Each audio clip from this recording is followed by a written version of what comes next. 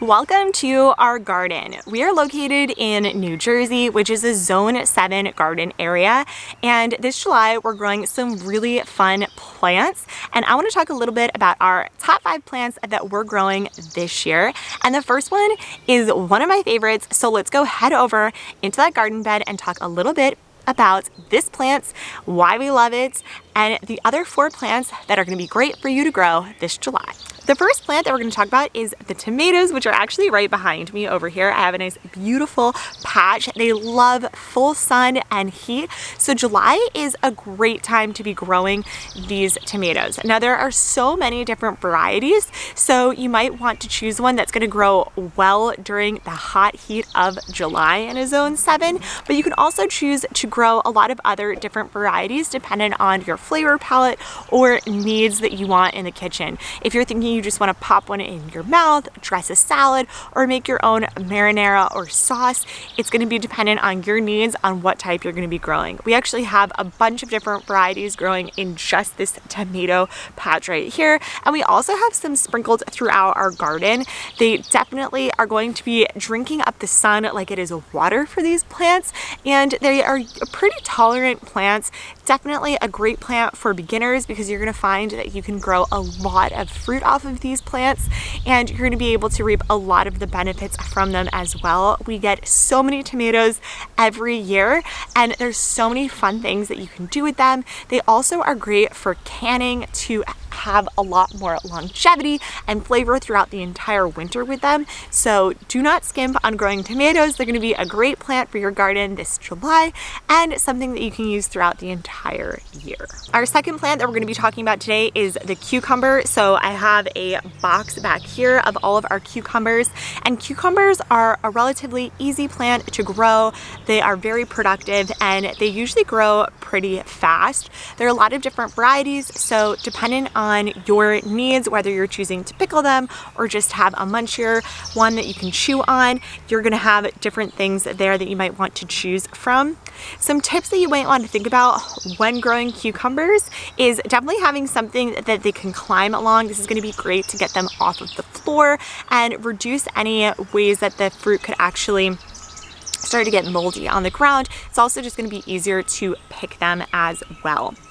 You want to make sure that they have a sufficient amount of sunlight, they are watered regularly, and they have a nice soil that's going to be good at draining. So definitely make sure that you have some sand or anything like that so that the soil is going to be able to drain well. That's going to make your cucumbers really thrive. Try adding straw mulch to retain water and reduce the amount of slugs and beetles that will be on your fruit. This is also true for all of the vegetables in your garden. We use straw mulch across our entire beds here, and it's really helped with, as I said, really helping retain that water and keeping the nutrients locked in the soil while reducing some of the yucky bugs that we don't really want in our garden. The third plant that we're going to talk about today is peppers. There are so many different varieties, so dependent on your spicy needs, you can choose whichever peppers really cater to what you want. So you can go with a bell pepper, which is more of my favorites and is usually not very spicy, or you could be like my husband and choose a habanero or a jalapeno and go on the complete opposite end. So depending on what spiciness you want, you can really grow a lot of different varieties that are going to cater to it. Again, there are so many different recipes that you can be doing that for peppers, and you could be canning these to last a lot longer inside of your pantry so that your garden is really able to provide for you all year long. Peppers love to grow in a hot area, so July is definitely a great time to be growing these crops, and you're going to find that they really need around 8 to 10 hours of direct sunlight, so you want to put them in a nice sunny area.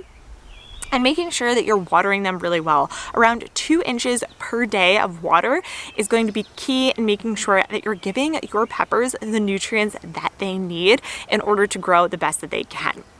Again, similar to what we talked about with the cucumbers, you want to make sure to be mulching around them to really help lock in the moisture into the soil, keep the nutrients in the soil, and help with all of the same things that you would want with the cucumbers. Mulching is definitely going to be really key in helping with the growth of your peppers.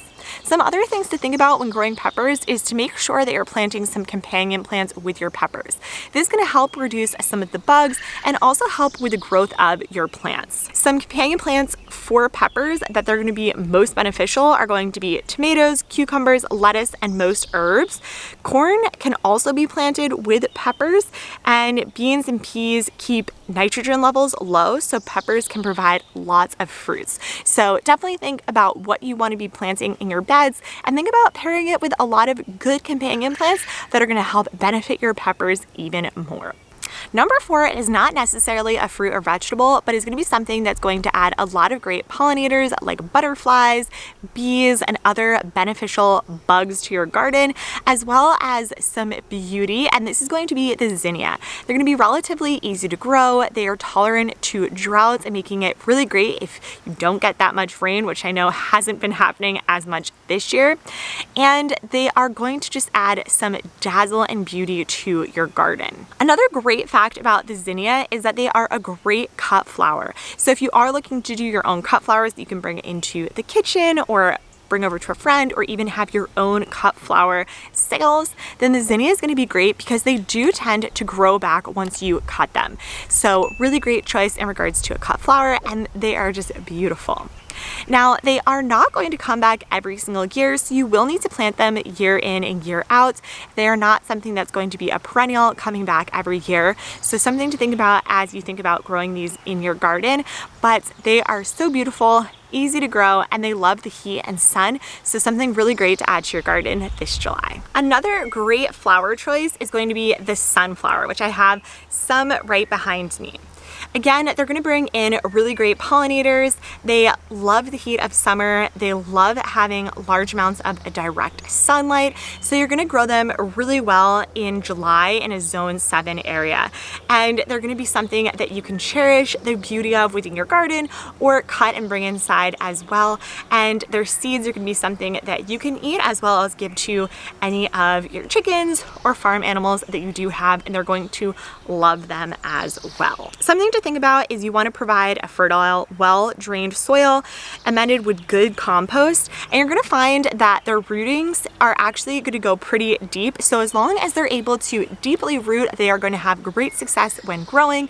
If there is something that inhibits their rooting, then they might not grow as well. So you might want to think about getting some different varieties like a dwarf sunflower, which is going to be a lot easier to grow and won't be as worrisome if you do have anything blocking out the rooting systems. These are just 5 of the top plants that we're growing here in our garden this year in Zone 7 for July. I hope this was helpful, and comment down below what you're growing. We'd love to hear what other great crops are wonderful in Zone 7 for July, and that's it. See you again next time.